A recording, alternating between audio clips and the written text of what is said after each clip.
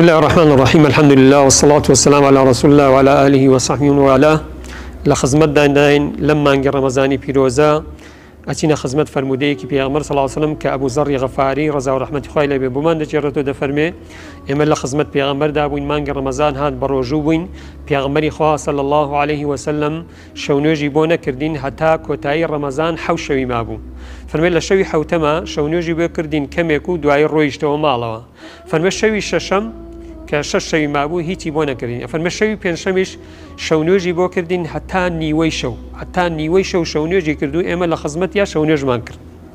يعني تراويح مانكر بزماني أمره فرمي من جوتم أي بيغمري خوا خوزقا حتى بياني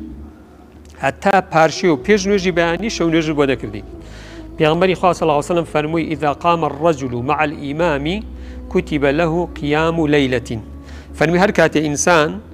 لقل إمامك شونوجي كرد إذا قام الرجل مع الإمام حتى ينصرف كتب له قيام ليلة أو كما قال بيغمر فرمي هركات إنسان لقل ما مستال لقل إمامك شونوجي كرد أو إمامة شونوجي كرد حتى إمامك سلامي دا ورويش دروا أمج لقل يا شونوجي كردو أنزع رويش فرمي أوا خيري همو شونوجكي بودا نسره همو شونوجكي خيري بودا نسره بويا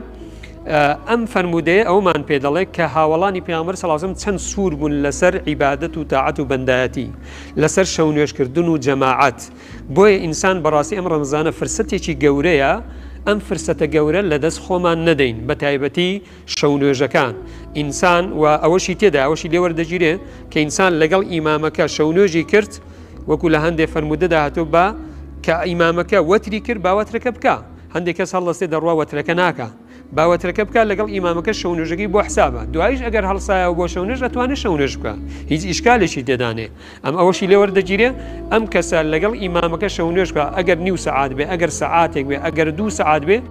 خيري سرانسري شوكي همو بود نسره بدقي فرمودي بيغمر كما فرمودي كي صحيحة خوای گەورە هیدایەتی منیش ئێوەشدا بۆیە حەقی خۆیەتی کە ئێمە فەرمودەی زۆرمان هەیە لە دەربارەی گرنگی گەورەی شەونێژ و تاعەت و عیبادەت لەم مانگی ڕەمەزانەدا کە بەڕاستی فرسەتێکی گەورەی خوای گەورە بە ئێمەی داوە ئێمەش ئەم فرسەتە ئەم هەلە زێڕینە لە دەست خۆمان نەدەین خوای گەورە هیدایەتی منیش ئێوەش بدا مسلمانان و توفيقمان بدا بو أوي بتاچی بباشی لە پێشوازی ئەم مانگە پیرۆزە دامین والسلام عليكم ورحمة الله وبركاته.